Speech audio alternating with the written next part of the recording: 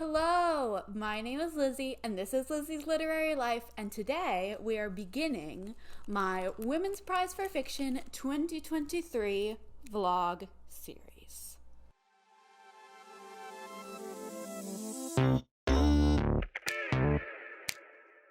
So here's how this is gonna work. Last year, I read the entire Women's Prize for Fiction shortlist before the winner was announced, which was very fun. It's currently April 8th, so the long list was announced a couple weeks ago, almost a month ago. The long list was announced about a month ago. When it was announced, I put holds on basically all of them, with the goal of definitely reading the entire shortlist and maybe reading the entire long list. These are the ones that I have physical access to as of right now. The way this vlog series is going to work, I'm going to try to make them vlogs and not just wrap-ups with b-roll and stuff. We'll see how I do. But this vlog is going to last from now until April 26th when the shortlist is announced.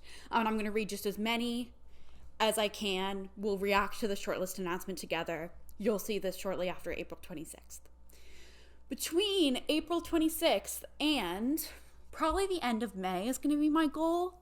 I'm going to read the rest of the shortlist that I haven't already read, and there will be a vlog, like part 2 in this series will be me reviewing all of the shortlist books and predicting the winner. Then we're going to read with a little less urgency the rest of the long list that I haven't gotten to. So that hopefully I will have read the whole long list, but I'm prioritizing the short list. Does this make sense? And then on June 14th, when the winner is announced, I will post a reaction video. That's the plan. Let's go through what the books are. There are 16 books on the long list. I don't really know what any of them are about, but I'm going to introduce you to all of the books and let you know what the status is in terms of me getting access to it and when I'm likely to read it. So, the first one on my list is The Dog of the North by Elizabeth Mackenzie. This, obviously I have access to physically.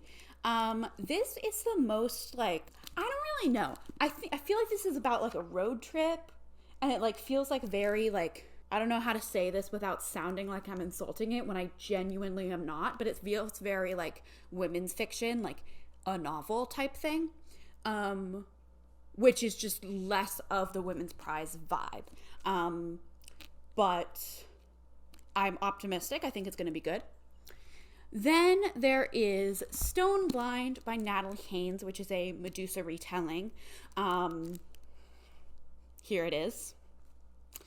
Then we have Wandering Souls by Cecile Pinn. This is a short one.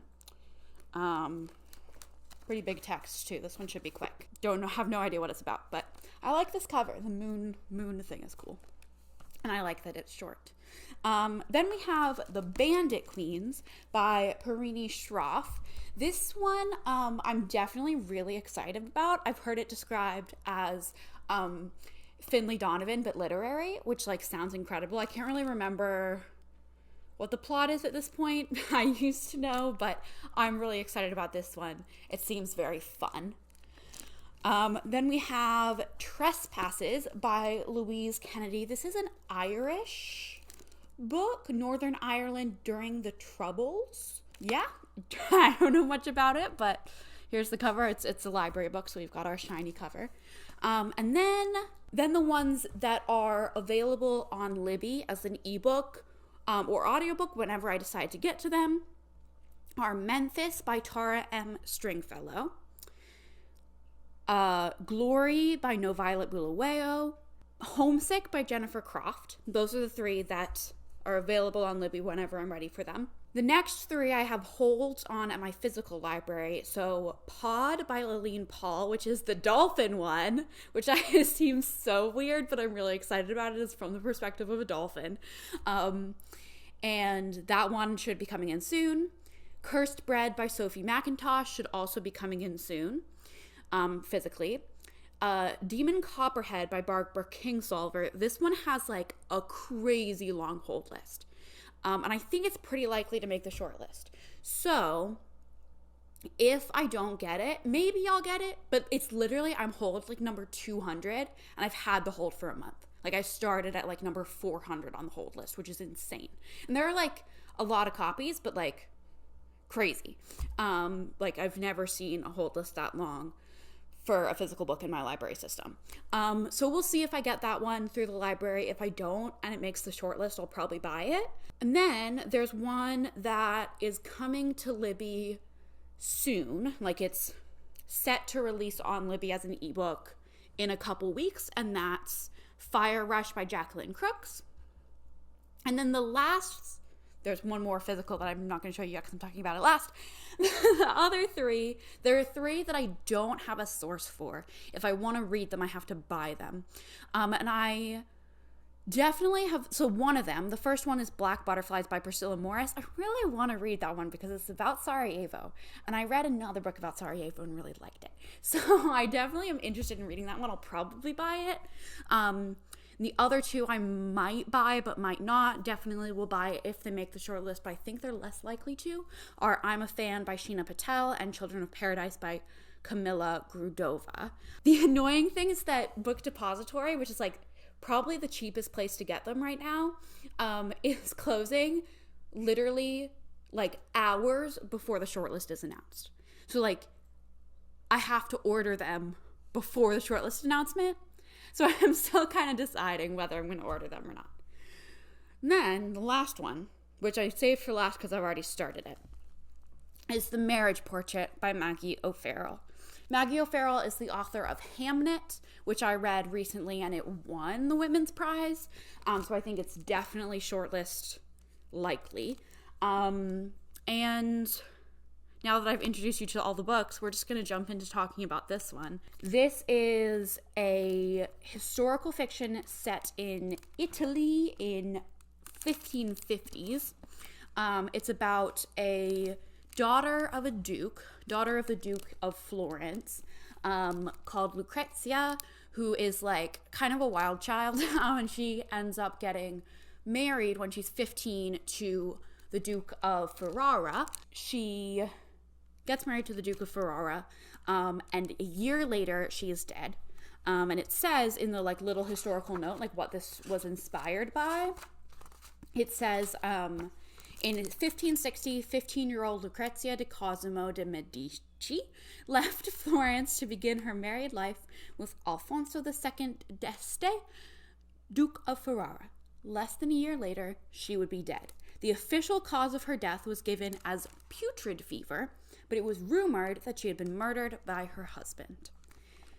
So that's the historical story this is inspired by, and we see, like, it's kind of dual timeline. We see the days leading up to when she dies, and we see her childhood and leading up to her marriage. So this is like super up my alley. Historical fiction, literary, beautiful writing, based on a true story, super up my alley. And I'm really liking it so far. I'm this far in with my Daisy and Bee fall bookmark. Yeah, I really like the writing. Maggie O'Farrell's writing is wonderful, and I almost like it better than Hamnet. I think in Hamnet, it's possible that it was a little overdone, though I think that could have been because I was listening to the audio. But I'm feeling the feelings are like the writing is smoother in this one than in Hamnet.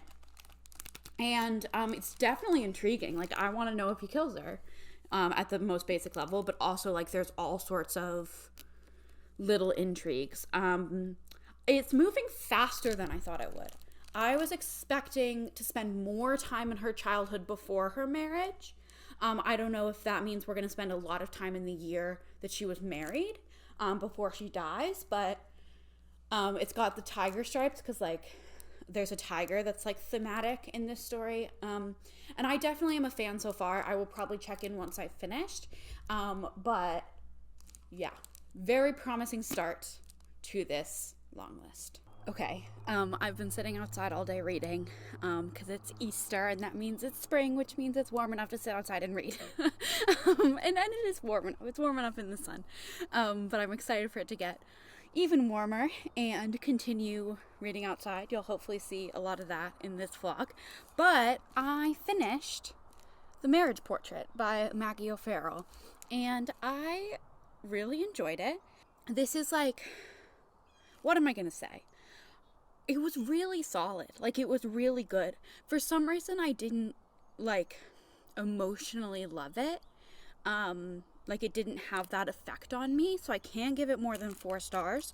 But I did really enjoy it. I think it's wonderfully written and right up my alley. I think it's great. I think it was really good.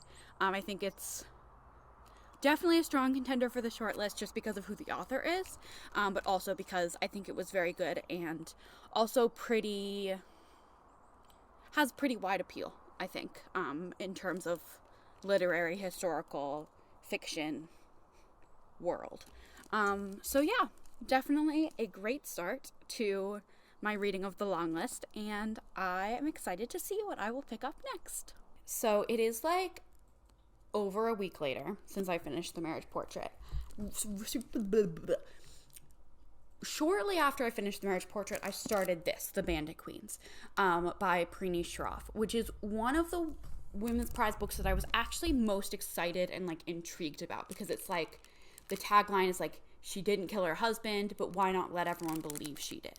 And it just like seemed like really good vibes. I've been reading this for so many days. And by so many days, I mean like a week. But like, I feel like I've been reading this for a really long time, and it's moving really slowly. I'm this far into it, and I just am not invested. It's about this woman, Geeta, who, like 5 years ago, her abusive husband, like disappeared, ran away or something, and everyone thinks she killed him. And now her friend, is like basically asking her, can you help me kill my husband the way you killed your husband? And she's like, she like has some benefit to like helping anyway. So it's like Finlay Donovan, but like literary is how it's described, and that sounds so good, and I just am not feeling it. So what I've decided is that I'm gonna put this one down for now, because this is like really dragging. I'm gonna put this one down for now. If it makes the short list, I will pick it back up and finish it. Ruby, my Ruby Red, does not think it will make the shortlist. I think she's probably right. So this is probably a DNF, but I'm not going to officially DNF it until the shortlist announcement comes out, because if it does make the shortlist, I will continue. I think next, I'm going to pick up Wandering Souls by Cecile Pinn, just because it's short and the text is big, and I want to finish something. I like really want to have as many as possible finished before the shortlist announcement, so this is definitely next up. But that's my update. I started Bandit Queens. I did not finish it. I'm putting it down, which is unfortunate because I thought I would like it, but it is what it is. Not every book is for everyone. So yesterday I read the entirety of Wandering Souls by Cecile Pinn. And this, let me just tell you what it's about, see if I can tell you what it's about without crying. So we follow 3 siblings who leave Vietnam kind of at the end of the war, kind of when American troops are leaving. And they travel to Hong Kong, and then they're in a refugee camp, and they're trying to get settlement, ideally in America, but somewhere. And their parents and their 4 younger siblings are supposed to follow them. And I knew nothing about the plot of this going in, and so like even the like story beats that are technically in the synopsis, like then happen at the very beginning, were like devastating blows to me, and I liked that. I mean, I liked that it was devastating. I liked that I didn't know those things going in, so I'm not going to tell you much. But I will tell you that I sobbed, and this was 5 stars. And I just think the way it was told, it's told as like, you've got the story, I don't know, I don't want to give too much away, but there are these little inserts of almost memoir writing, or like, there's nonfiction inserts of like government documents talking about the refugee crisis, just occasionally, in between our story about the siblings. And there's also these little memoir pieces, which are like Cecile Pinn's voice, talking about kind of doing the research and writing this book, and how she wanted it to be. And I thought that the weaving together of those elements worked so well. So I really recommend this one, but it took me less than 2 hours to read, but because it's short and the text is big, but like, gosh, it was devastating. So, yeah, that's definitely a strong one. Should I rank the ones I've read so far? I guess I've only finished 2. But Bandit Queens I read like half of. So currently our ranking is this one, then The Marriage Portrait, then The Bandit Queens. And up next for me is Stone Blind by Natalie Haynes. I dropped my bookmark. I haven't actually started it yet. I am going to read... This copy smells weird. It smells like...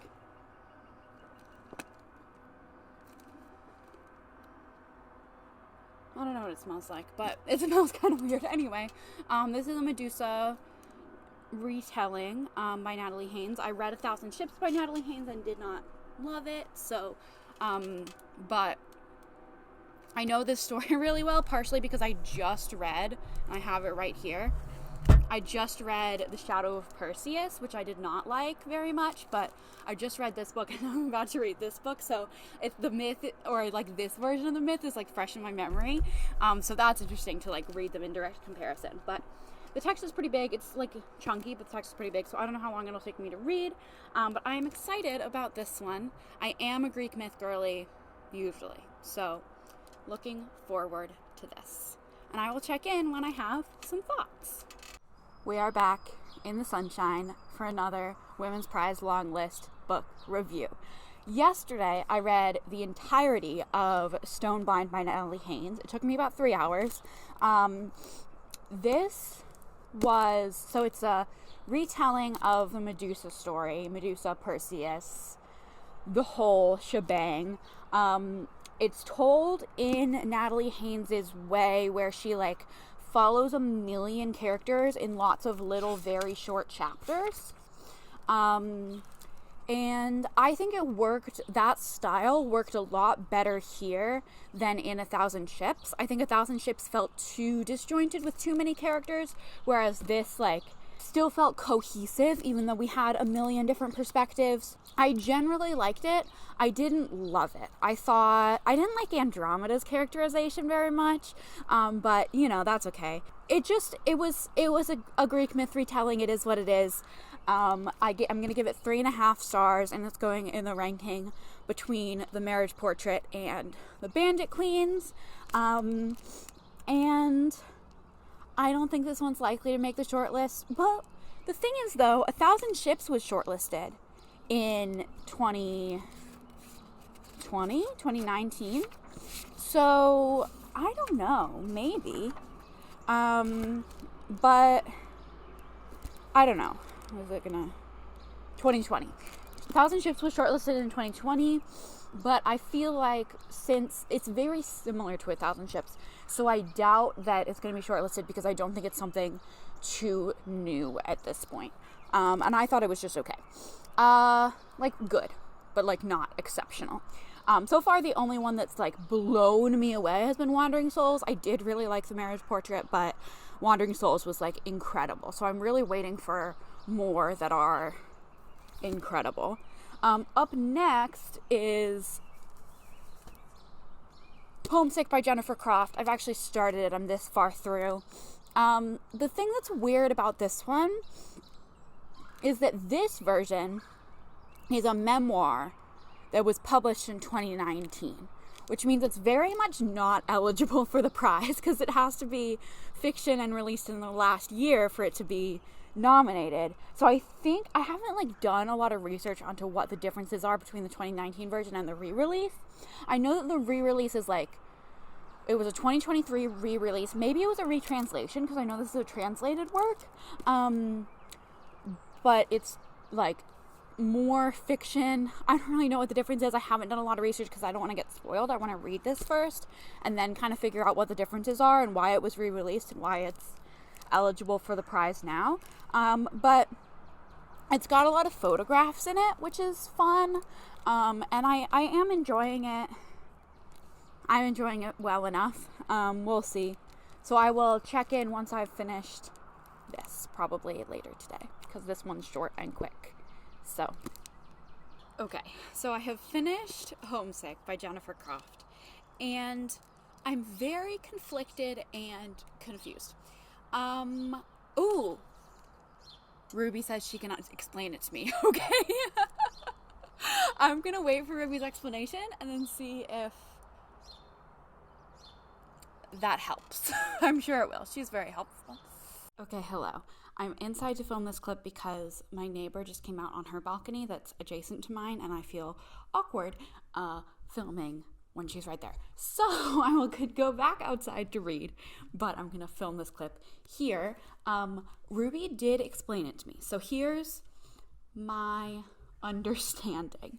So this, in 2019, Jennifer Croft, who is a translator, she was living in Argentina in Spanish.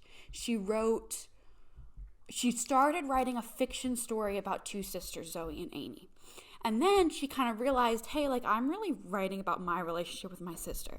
So she ended up then basically transitioning to writing it as a memoir, but it's like not a factual memoir because she also has a brother who is not in this at all. So it's like selections from her childhood, sort of, but completely different names. Her name is not Amy. Amy is the main character. And then she rewrote it in English. Like, she translated it herself, I think. Though in here, there's a translator credited. No, never mind. That's a translation for a poem that was used in it. She rewrote it in English, and it was published recently. Well, she wrote it in Spanish. She wrote it in English, all in 2019. In 2023, it was re-released, like republished by a new publishing house, and they classified it as fiction. And so that's how it got nominated for the prize, was that it's technically fiction. The 2023 version is technically fiction, even though I think it's identical to this version, except maybe it doesn't have the pictures. I saw one thing that said it didn't have the pictures, which is kind of a shame because I really liked the inclusion of the pictures. Yes, that's this book and how it was nominated for the prize. What did I think of it? I liked it. I didn't love it. I don't know, I think the style is very detached, and sometimes that can work really well, and I think it worked well for some people. I just didn't connect to it for that reason. So, like, I liked it. I liked it on, like, an intellectual level, but I didn't feel it, if that makes sense. So I think I have to give it a 3.5, and it's going in the ranking above Stone Blind, below The Marriage Portrait.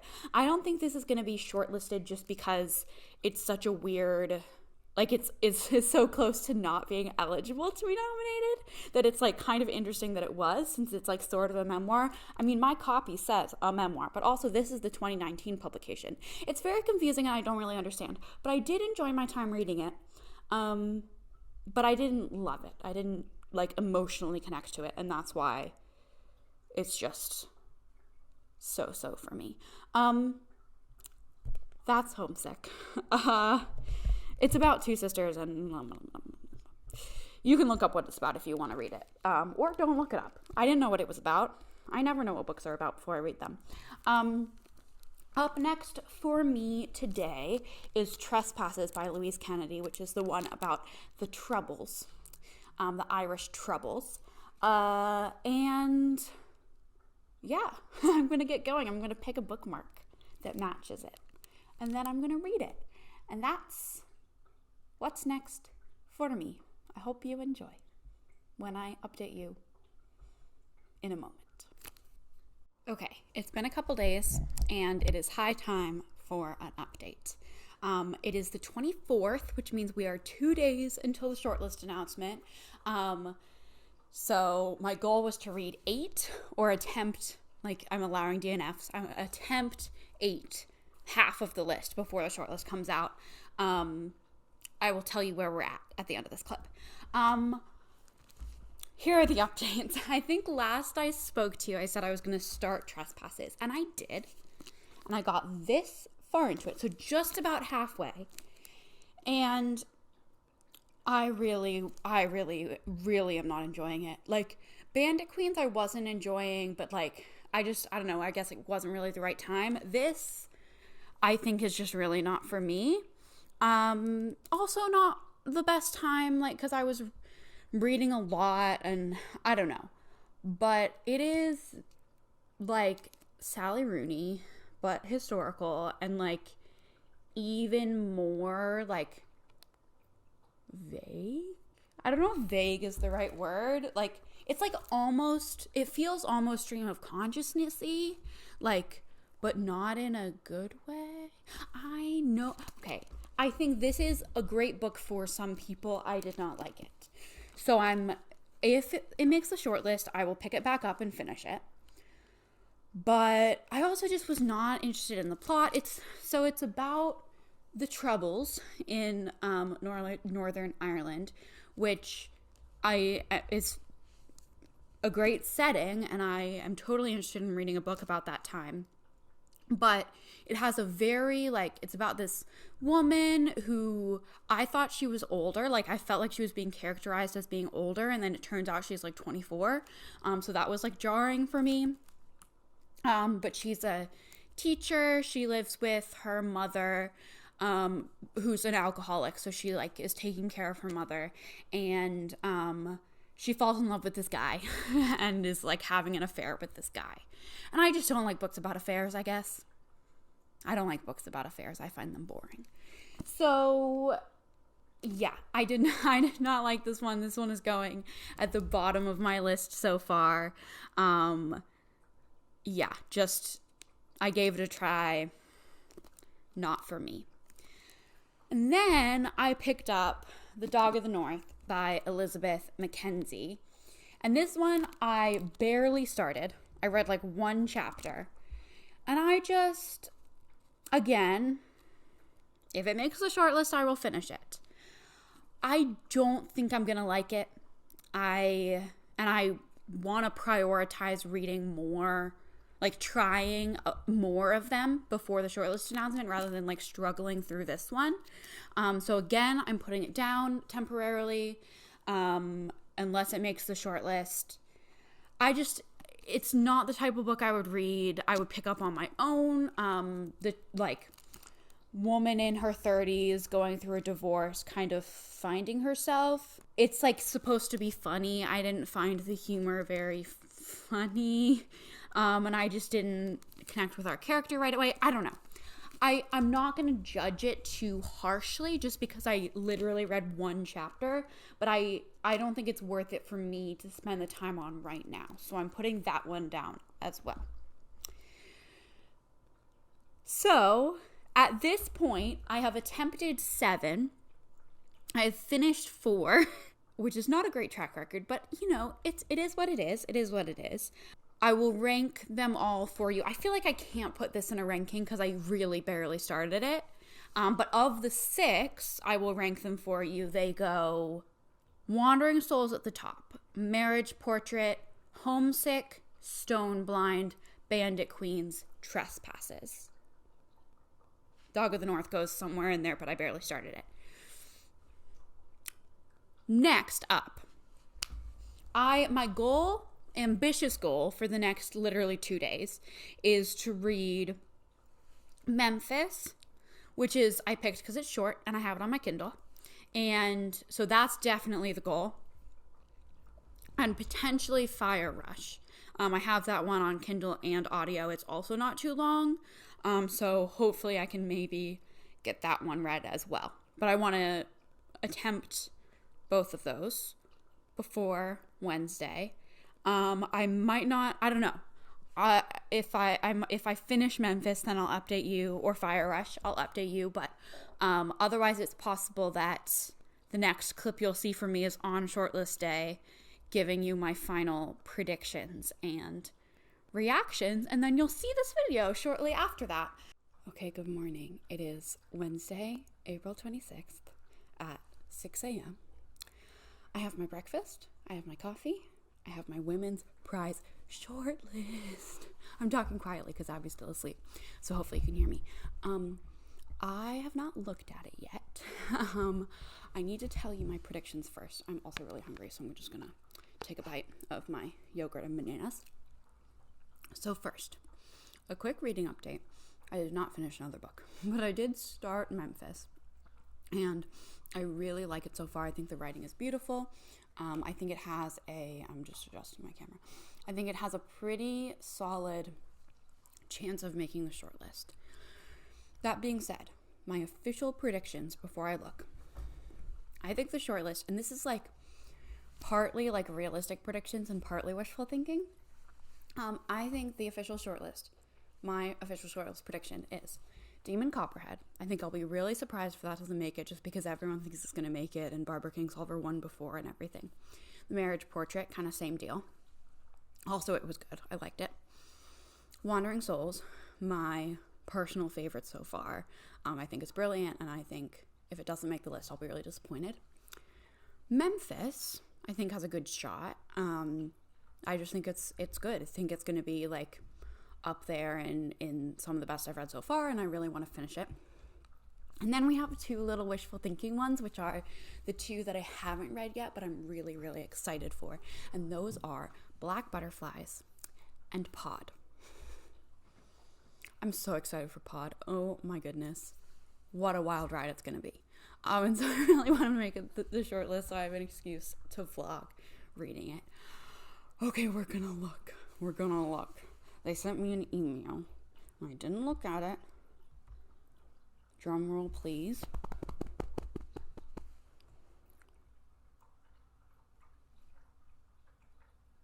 I was really close, actually. We have Black Butterflies. We have Pod. We have The Marriage Portrait. We have Demon Copperhead, 4 for 6. And then we have Fire Rush by Jacqueline Crooks, which I definitely was planning on reading and really want to read. And Trespasses by Louise Kennedy, which I did not want to finish, but I guess I will. Oh my gosh. 4 for 6. I'm impressed with myself. So this is going to be the end of this vlog. I'm still Wandering Souls. Oh. Well, I'm so glad I read it. I'm so glad I got to it before the shortlist announcement so that I was sure I read it. Oh, that's sad. But I'm happy with this shortlist except for Trespasses. These were all ones that I was interested in and excited for, and I'm really glad Black Butterflies and Pod made it. I just have to finish Trespasses. That's okay. Yeah, okay, there's the shortlist. This is going to be the end of this video. Hopefully it'll go up tomorrow or something so that you see it soon. And then I'm going to start my shortlist vlog. And in that vlog, I will quick review The Marriage Portrait. I will finish Trespasses, and I will read the other 4. I have Demon Copperhead already, and it is huge. It is a mammoth of a book. Look out for that vlog, probably coming in about a month. And yeah, oh my goodness, I can't wait to talk to Ruby about it. I forgot to say that you should like and subscribe. I'm just all out of sorts because I'm so excited. Like and subscribe. Comment down below if you've read any of these, or if you're excited to see me read any of the ones on the shortlist. Bye.